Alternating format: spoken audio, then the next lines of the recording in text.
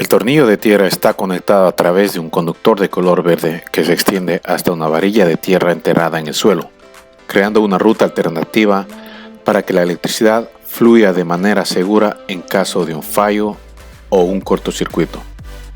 Esta conexión a tierra ayuda a prevenir descargas eléctricas y reduce el riesgo de incendios o daños en los equipos eléctricos.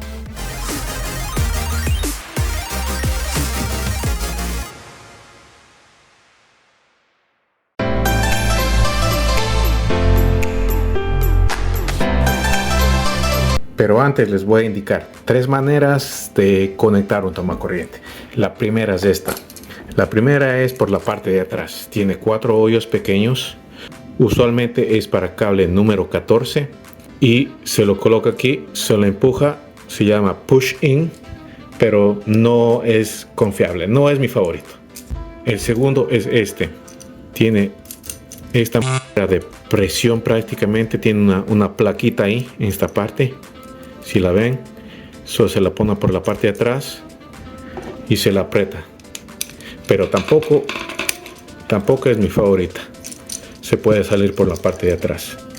Eso no me gusta mucho. Y la última, y esta sí es mi favorita, el de gancho. Fácilmente lo hacen un gancho, lo conectan y lo aprietan. Lo ajustan, lo aprietan. Y no va a ir a ningún lado. Este es el que más me gusta y solo les toma unos segundos más, nada más.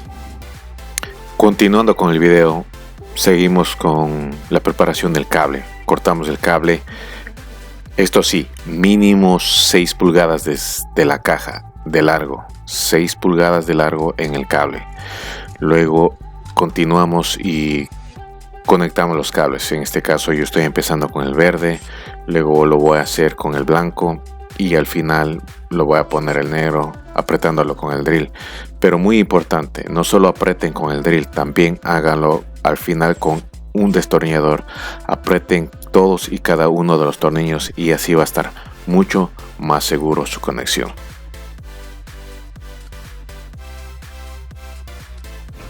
Y así es como quedan conectados finalmente todos los cables.